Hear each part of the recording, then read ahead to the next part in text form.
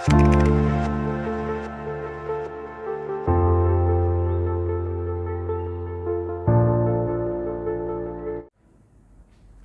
दोस्तों, कैसे हैं आप लोग।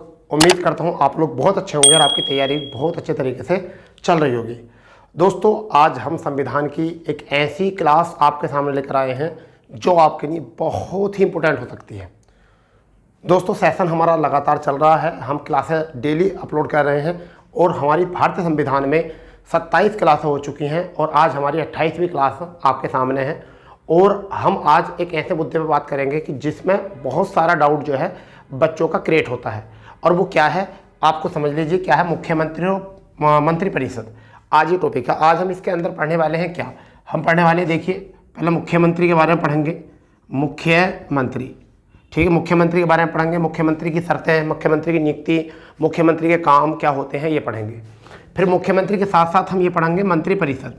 क्या पढ़ेंगे? मंत्रिपरिषद कि मंत्रिपरिषद के क्या कार्य होते हैं और मंत्रिपरिषद में कौन कौन से प्रकार के मंत्री होते हैं। तो मैं आपको बता दूं यहाँ पर ही मंत्री 3 प्रकार के होते हैं। एक होते हैं कैबिनेट स्तर के मंत्री, ठीक है भाई। दूसरे होते हैं राज्य मंत्री और तीसरे जो होते हैं वो होते हैं आपके उप मंत्री।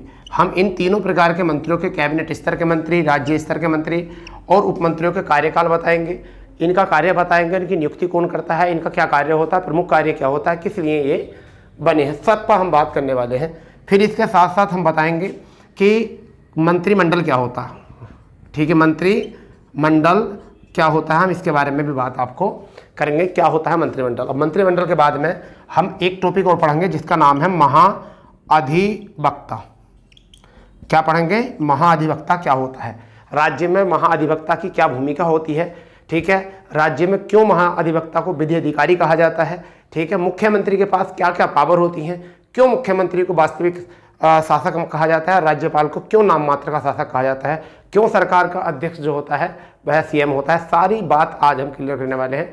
और अगर आपको सभी बातें क्लियर चाहिए और आप भी चाहते हैं कि आपका पूरा डाउट जो है निकल जाए, तो पूरी ईमानदारी के साथ क्लास में बने रहें और जिससे कि आप एक भी मिनट क्लास को स्किप ना करें और पूरी क्लास देखें, जिससे कि आपको पूरा पता चल जाएगा क्या इसमें होने वाला है, ठीक है भाई। चलिए, तो हम आज शुरू करने वाले हैं क्या, मुख्यमंत्री या मंत्रिपरिषद। तो देखिए मैं आपको बता देता हूँ पहले इतनी बात कि मंत्रिपरिषद क्या होता है। देखिए भारतीय संविधान में जो है राज्यपाल की सहायता के लिए किसमें भारतीय संविधान में राज्यपाल की सहायता के लिए एक मुख्यमंत्री यानी एक मंत्रिपरिषद होता है और मंत्रिपरिषद का जो अध्यक्ष होता है वो कौन होता है? मुख्यमंत्री। क्या रहा याद ये, भारतीय संविधान में राज्यपाल की सहायता के लिए एक मंत्रिपरिषद होता है और उसका अध्यक्ष जो होता है वह कौन होता है? मुख्यमंत्री होता है। बिल्कुल उसी तरीके की संरचना होती है जिस प्रकार की संघ सरकार की संरचना होती है, केंद्र सरकार की संरचना होती है। केंद्र सरकार में क्या होता है? राष्ट्रपति की सहायता के लिए एक मंत्रिमंडल होता है, मंत्रिपरिषद होता है, जिसका अध्यक्ष जो होता है प्रधानमंत्री होता है। बिल्कुल इसी तरीके से है। तो अब यहाँ पर हम बात कर रहे हैं, पिछली क्लास में हमने राज्यपाल पढ़ा, राज्यपाल की शक्ति पढ़ी, टोटल हमने वहाँ बात पढ़ी। आज जो हम बात करने वाले हैं वो बात करने वाले किसके ऊपर? बात करने वाले हैं मुख्यमंत्री की, ठीक है भाई, मुख्यमंत्री। आपको बिल्कुल घबराना नहीं है, बिल्कुल टेंशन लेनी नहीं है, क्या होता है इसके बारे में आप बात करने वाले हैं। तो इसमें तो पॉइंट टू पॉइंट या तो लिखते चले जाओ। तो पहला पॉइंट इसमें हम जो करते हैं कवर, वो क्या करते हैं कि मंत्रिपरिषद का अध्यक्ष होता है, यानी कि कौन? मंत्रिपरिषद का अध्यक्ष। मंत्रिपरिषद का अध्यक्ष कौन होता है? सीएम होता है। सीएम मतलब चीफ मिनिस्टर, ठीक है भाई। तो सीएम होता है। अब ये क्या है कि इसकी नियुक्ति यानी कि आर्टिकल 164 का वन, आर्टिकल 164 का वन में कहा गया है कि राज्यपाल क्या करेगा? सीएम की नियुक्ति करेगा। क्या करेगा भाई? सीएम की नियुक्ति करेगा, ठीक है। अगर हम बात करें तो कौन होगा? जो बहुमत दल का नेता होता है, यानी कि सीएम जो होता है वो कौन होता है? बहुमत दल का नेता होता। मतलब क्या है? इन 3 बातों को समझिए। सबसे पहले तो क्या है? मुख्यमंत्री से, यानी कि मंत्रिपरिषद का अध्यक्ष होता है, ठीक है, क्लियर बात। दूसरा है आर्टिकल 164 के 1 में कहा गया है कि राज्यपाल सीएम की नियुक्ति करता है, ये भी बात सही है। सीएम बहुमत दल का नेता होता है, ये भी बात क्लियर है।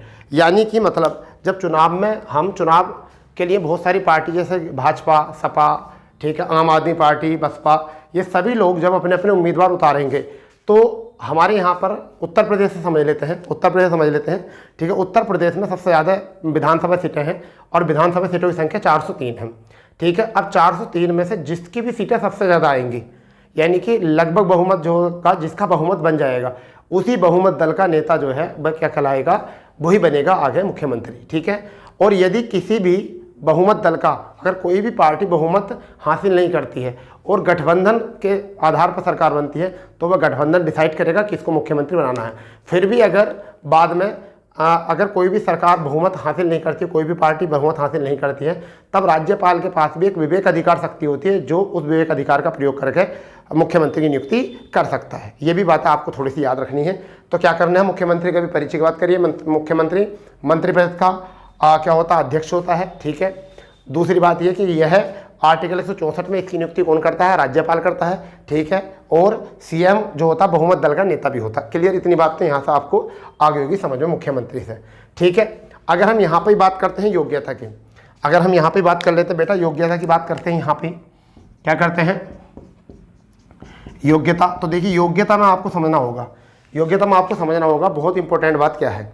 ये सबको पता है कि भारत का नागरिक है, ठीक है, भारत का नागरिक मैं भी हूँ, ठीक है। इसका मतलब क्या है कि क्या मैं मुख्यमंत्री बन सकता हूँ? चलिए देखते हैं। अभी तक तो बन सकते हैं, क्यों? क्योंकि मैं भारत का नागरिक हूँ, एक शर्त से। क्या मैंने 25 वर्ष आयु पूरी कर ली है? ठीक है जी, 25 वर्ष आयु पूरी कर ली है, अभी भी बन सकता हूँ, ठीक है, ये भी शर्त होती है। तीसरी बात यह है कि उन्होंने कहा गया है कि वह दोनों सदनों में से किसी एक सदन का सदस्य होना चाहिए, यानी कि विधानमंडल और विधान परिषद में से किसी एक सदन का क्या होना चाहिए, सदस्य होना चाहिए, ठीक है। वो मैं नहीं हूँ, पहली शर्त खत्म।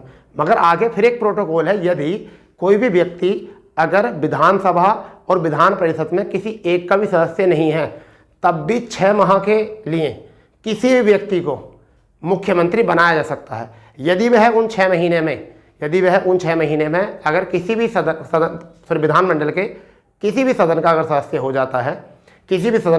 हो जाता है, तो वह मुख्यमंत्री बनने योग्य है। सपोज करो क्या हुआ कि भाजपा सरकार है, भाजपा सरकार ने जो है क्या काम किया कि भाजपा सरकार ने अपनी पार्टी मतलब चुनाव हुआ, और चुनाव में क्या हुआ कि बहुत सारी सीटें जो है वो उन्होंने प्राप्त करी, बहुमत हो गया, ठीक है। अब क्या हुआ कि मोदी जी को पसंद आ गया, मैं यूपी से, मोदी जी को क्या हुआ कि मोदी जी ने कहा कि भाई ठीक है, ये गुरु जी जो है, ठीक है, ऐसे कोचिंग चलाते हैं, बहुत समय सेवा कर रहे हैं, अब जो मुख्यमंत्री इन्हीं को बनाना है, ठीक है भाई। अब मैं मुख्यमंत्री बनने के लिए चुना गया, राज्यपाल ने मुझे मुख्यमंत्री बना दिया, मैंने प्रधानमंत्री के उससे, ठीक है। अब पूरा विधायक जितने भी हैं उन सब ने बहुमत के आधार पर मुझे क्या कहा, चुन लिया कि भाई ये हमारे अच्छे नेता हो सकते हैं, और चलिए चुनते हैं। तो अब विपक्ष क्या है, विपक्ष क्या करेगा, भाई इतना आपने किस आधार पर मुख्यमंत्री बनाया, क्यों? क्योंकि उन्होंने कहा कि हमने इस आधार पर बनाया, 25 वर्ष आयु कर सकते हैं पूरी, चलो ठीक है, यह है भारत का नागरिक है, बिल्कुल ठीक है, किसी लाभ के पद पर नहीं है, ये भी ठीक है, दिवालिया नहीं है, ये भी ठीक है। फिर एक बात थी, सदन के दोनों सदनों का कोई भी सदस्य नहीं है, तो उन्होंने कहा कोई भी सदस्य नहीं, 6 महीने तक तो मुख्यमंत्री रह सकते हैं, तो उन्होंने कहा भाई ये भी ठीक है। अब अगर 6 महीने के अंदर मैं कहीं भी किसी भी सदन में अगर मैं सदस्य बन जाता हूँ, तब तो मैं मुख्यमंत्री बना रहूँगा, और यदि मैं सदस्य नहीं बना तो मैं मुख्यमंत्री नहीं बनूंगा। अब इसमें भी एक रिक्स होता है, एक इसमें भी चाल होती है, कैसे बनेंगे हम मुख्यमंत्री के लिए पात्र। अब मान लो कि भाजपा सरकार ने कहा कि भाई हमें मुख्यमंत्री इन्हीं को बनाना है, और 6 महीने हो गए हैं, और उनके लगने लगा है कि भाई अब ये मुख्यमंत्री पद पर रहेंगे नहीं, क्योंकि दोनों सदनों में से भी किसी सदन का सदस्य बना नहीं।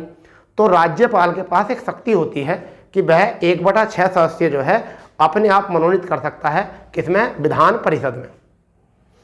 परिषद में 1/6 सदस्यों को मनोनीत कर सकता है, ये राज्यपाल के पास शक्ति होती है। तो वो क्या करेंगे, इस चीज़ का हवाला देंगे कि साहित्य के क्षेत्र में जो है ये व्यक्ति जो है साहित्य के क्षेत्र में, सद्दाम सर जो है साहित्य के क्षेत्र में बहुत लंबे समय से 15 वर्षों से जो है पढ़ा रहे हैं, इस वजह से उन्होंने देश में सेवा दी है, बच्चों को बहुत सारों को नौकरी पहुँचाया है, इसके चलते जो है इनको हम राज्यसभा का सदस्य बनाते हैं। अब विधान परिषद का, अब विधान परिषद में शर्त है 30 आयु होने की, तो मैं 30वीं पूरी कर चुका हूँ, तो इसका मतलब मैं विधान परिषद का सदस्य बनकर फिर डायरेक्ट विधानमंडल में सॉरी विधानसभा का भी सदस्य बन सकता हूँ, यानी विधानमंडल में विधानसभा के बहुमत दल का नेता बनकर मुख्यमंत्री बन सकता हूँ। ऐसा कोई भी व्यक्ति जो है मुख्यमंत्री बना रह सकता है, परंतु उसके लिए ये प्रोटोकॉल होते हैं। तो इसकी योग्यता आपको समझ में आ चुकी होगी कि क्या होता है। योग्यता 25 वर्ष आयु, 25 वर्ष आयु पूरी, ठीक है। फिर दूसरा भारत का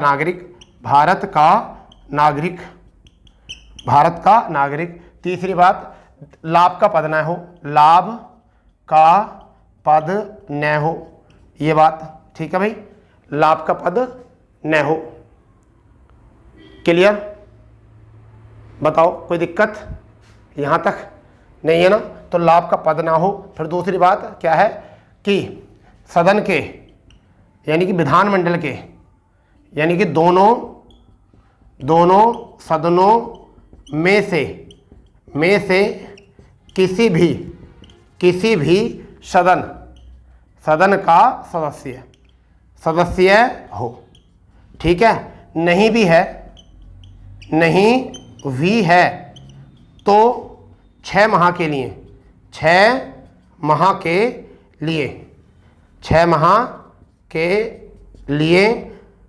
सीएम बन सकता है। क्या बन सकता है? सीएम बन सकता। आपको ये बात आ चुकी होगी समझ में, ठीक है भाई। चलिए आप इसको ज़रा नोट करो, जो बात आपको बताइए मैं देख लेता हूँ कि आपकी क्लास ठीक ठाक चल रही है या नहीं। ठीक है भाई, ठीक ठाक चल रही है नहीं चल रही? चलो वैसे तो उठा ही लोगे इतना, तो यहाँ से तो इतना साइंस तो कर ही लोगे आप, ठीक है भाई। ठीक है, बताइए भाई, बहुत गर्मी हो रही है, बताओ जल्दी, कर लोगे ना? इतना नोट कर लो इसको, ठीक है। चलिए आगे बात करते हैं। मुख्यमंत्री हो चुका है, योग्यता हो चुकी है। मुख्यमंत्री के लिए हमने बता दिया कि मुख्यमंत्री क्या होना चाहिए, मंत्रिपरिषद का अध्यक्ष होता है, ठीक है। राज्यपाल इसकी नियुक्ति करता है, सीएम बहुमत दल का नेता होता है, 25 वर्ष आयु पूरी करनी चाहिए, भारत का नागरिक, लाभ का पद न हो, दोनों सदनों में से किसी एक का सदस्य हो, और नहीं भी होगा तो 6 महीने के लिए वह नियुक्त किया जाएगा। अगर वह 6 महीने में भी अगर किसी सदन का सदस्य नहीं होता है तो राज्यपाल जी जो है उनसे त्यागपत्र ले लेंगे, ठीक है। क्या कर देंगे? राज्यपाल त्यागपत्र ले लेंगे, ठीक है भाई। अब बात आती है, अब यहाँ से बात आती है शपथ की। क्या बात आती है? शपथ की बात आती है कि शपथ और आगे क्या बातें हैं, ठीक है। और देखते हैं, और आगे देख लेते हैं इंपॉर्टेंट क्या बातें हैं। देखिए शपथ में क्या है।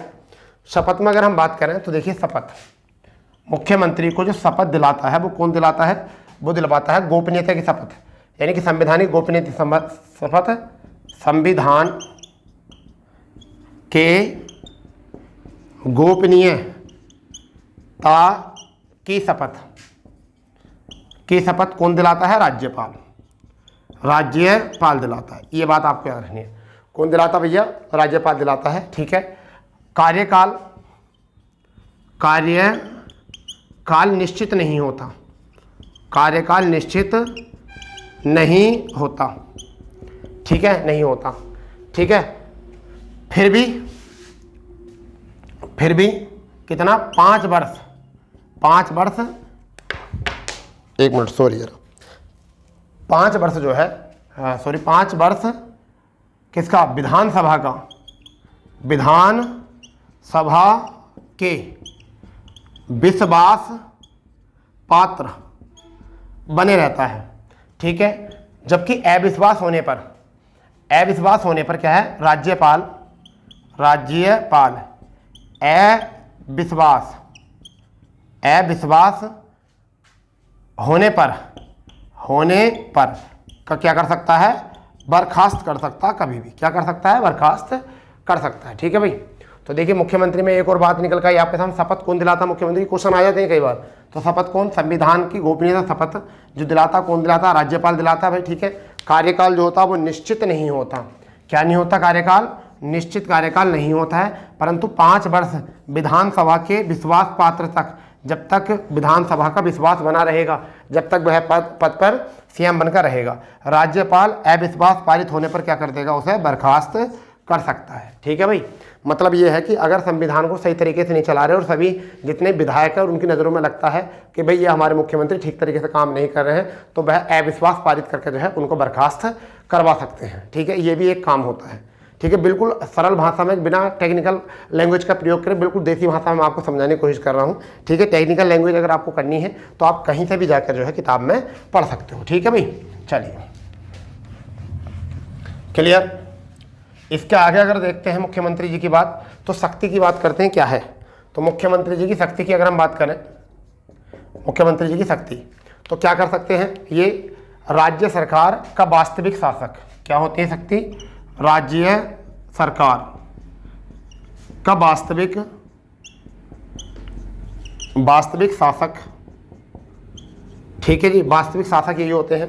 ठीक है भाई, वास्तविक प्रधान यही होते हैं, या सरकार का अध्यक्ष, सरकार का अध्यक्ष यही होते हैं। राज्य सरकार का बोले तो किसका, राज्य सरकार का, राज्य सरकार का ये होता है। ठीक है भाई, अगर हम बात करें तो मंत्रियों की नियुक्ति, मंत्रियों की नियुक्ति,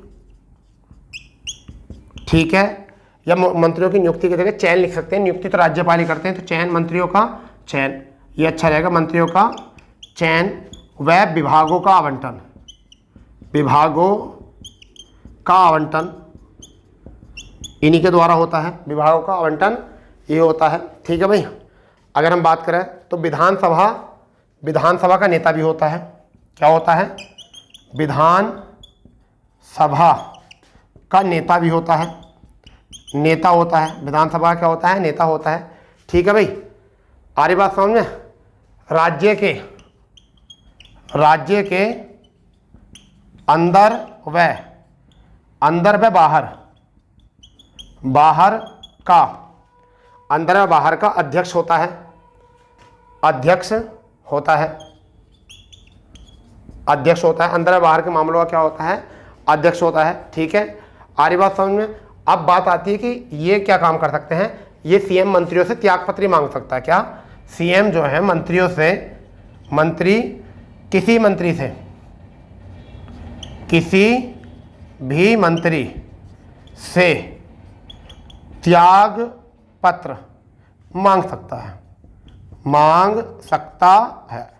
लो जी, ये हो गया काम। ठीक है भाई, तो मुख्यमंत्री की बात हमने कहाँ से करी है, क्या शक्तियों की। राज्य सरकार का वास्तविक शासक होता है, सरकार का अध्यक्ष होता है। ठीक है, मंत्रियों का चयन, विभागों का आवंटन, विपक्ष का और विधानसभा का नेता और राज्यों के अंदर व बाहर का अध्यक्ष होता है। और सीएम किसी मंत्री से त्यागपत्र मांग सकता है। ये बिल्कुल इंपॉर्टेंट बात आपकी है। ठीक है भाई, ये बिल्कुल इंपॉर्टेंट बात आपकी है, इसको बिल्कुल बना के रख लीजिए सही से माइंड में। ठीक है, इसे नोट करो, जल्दी से नोट करो, बिल्कुल इसे बेटा जल्दी से नोट करो।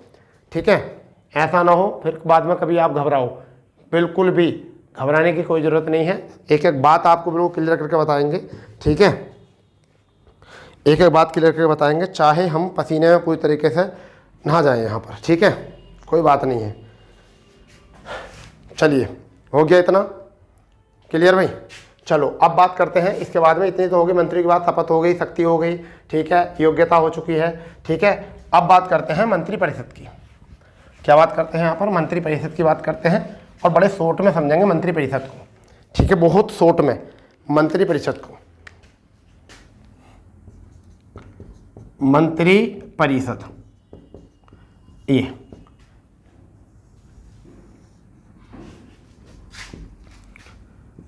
मंत्रिपरिषद को समझेंगे। अब मंत्रिपरिषद का जिक्र है, क्या है मंत्रिपरिषद का, 164 में जिक्र है।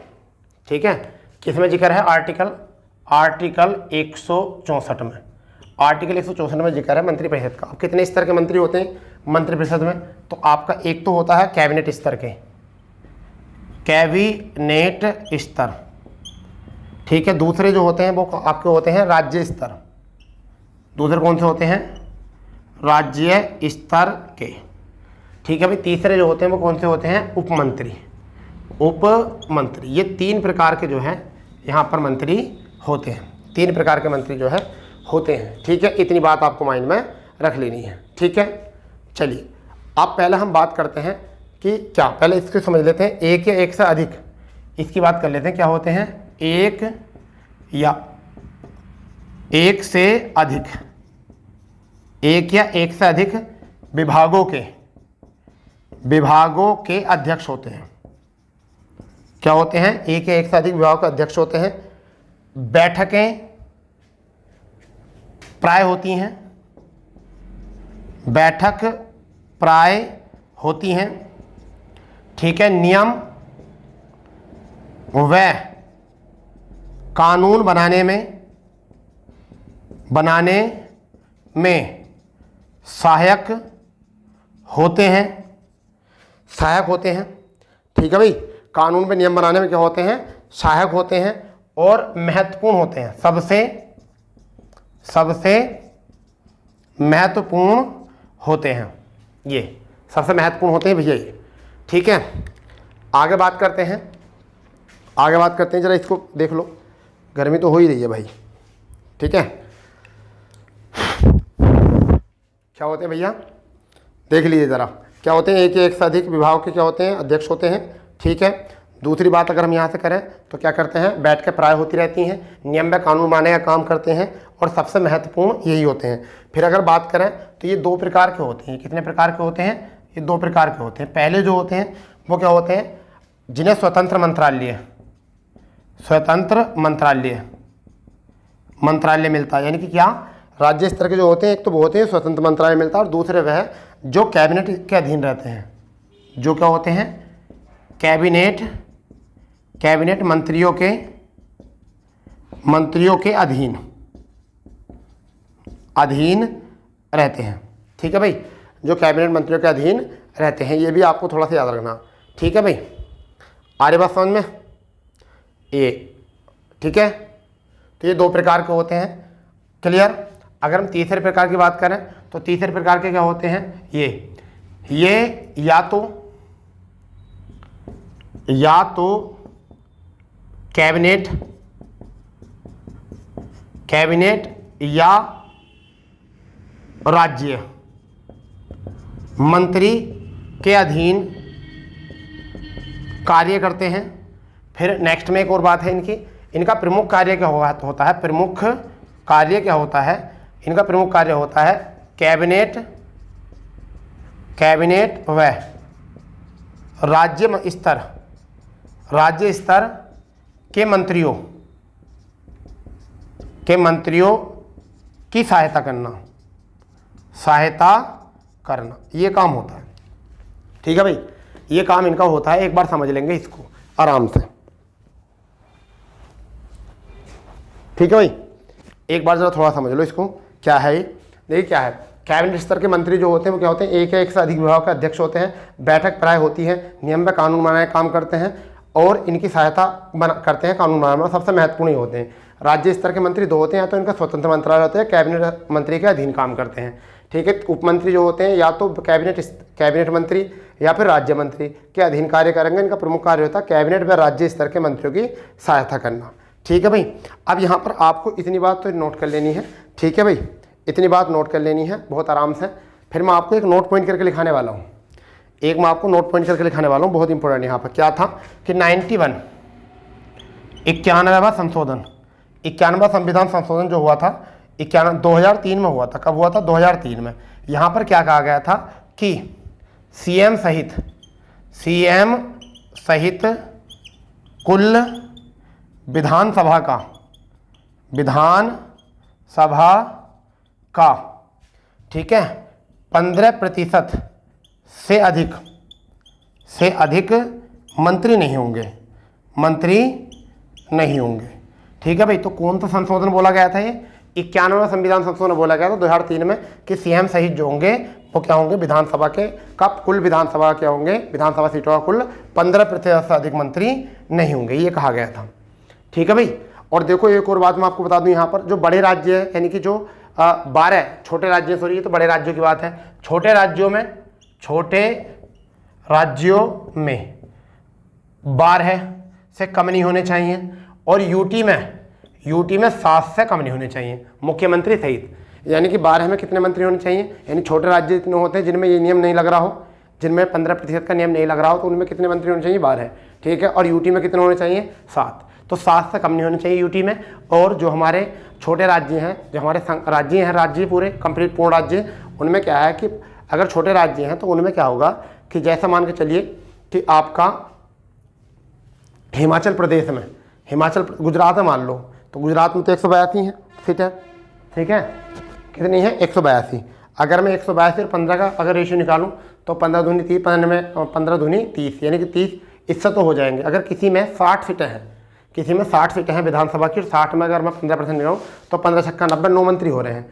तो उन्होंने कहा कि जहाँ पर ये क्राइटेरिया कम हो रहा हो तो वहाँ पर कितने मंत्री, 12 मंत्री जरूर होने चाहिए, वहाँ 15% का नियम नहीं लगेगा।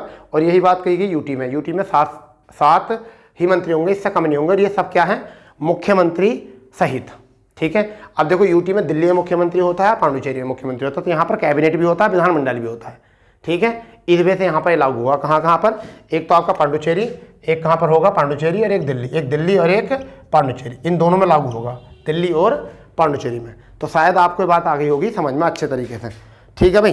बताओ जल्दी, क्लियर इतनी बात। अब बात आती है इन्हीं मंत्रियों की। तो कार्यकाल जो होता है वो जिक्र है 164 में 5 वर्ष का, कितने का होता है कार्यकाल, 5 वर्ष का होता है, ठीक है। और सदन में जो है ये किसी न किसी सदन का एक सदस्य होने चाहिए, यानी कि मंत्री बनने के लिए जो है कैबिनेट स्तरीय, राज्य स्तरीय, उप मंत्री बनने के लिए यह सदन के दोनों सदनों में से किसी एक सदन के जो होने चाहिए वो क्या होने चाहिए, सदस्य होने चाहिए। अगर वो सदस्य नहीं है तो 6 माह तक ही यह मंत्री बनकर रह सकते हैं, उसके बाद जो है ये मंत्री पद से बर्खास्त हो जाएंगे, ठीक है। इनसे त्यागपत्र मांग लिया जाएगा, ये बात याद रखनी है, ठीक है भाई। आर्टिकल 169 में, यानी कौन से में, आर्टिकल 169 में ये कहा गया है कि इनको शपथ जो दिलाएगा गोपनीयता की शपथ, तो वो दिलाएगा राज्यपाल, ठीक है। इन्हें पद की गोपनीयता की शपथ भी और पद के कर्तव्य की भी 2 प्रकार की शपथ दिलाई जाती है। और सबका काम कौन करता है, राज्यपाल करता है। किसके अंतर्गत, आर्टिकल 169 के अंतर्गत इसमें शपथ दिलाई जाती है। क्लियर इतनी बात, आगे समझ में, बताइए कोई दिक्कत तो नहीं है ना। तो एक छोटा सा टॉपिक और है आपका महाधिवक्ता, ठीक है, जल्दी जल्दी निपटा लो बस उसको भी। गर्मी तो हो रही है, हमें पता है भाई गर्मी हो रही है, ठीक है। चलिए अब यहाँ पर एक शब्द है जिसे हम कहते हैं महाधिवक्ता। क्या है, महाधिवक्ता। तो महाधिवक्ता का जिक्र जो है वो किस में है, आर्टिकल 165 में है। किस में है, आर्टिकल 165 में है, ठीक है। ये क्या होता है, पहली बात, राज्य सरकार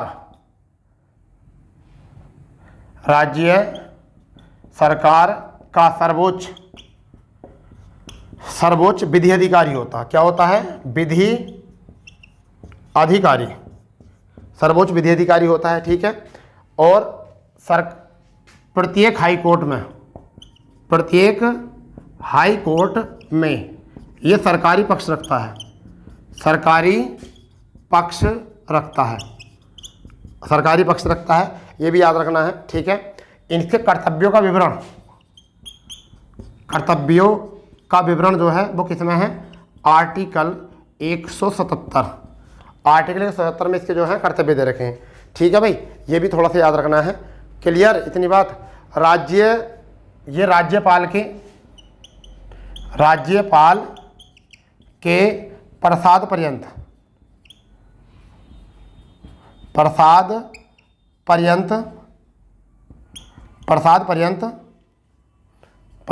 रहता है, ठीक है भाई। ये राज्यपाल के प्रसाद पर्यंत रहता है, इतनी बात याद रखनी है, ठीक है। अब क्या होता है कि ये सदन में भाग ले सकता है, बोल सकता है, परंतु क्या नहीं कर सकता, परंतु मत नहीं दे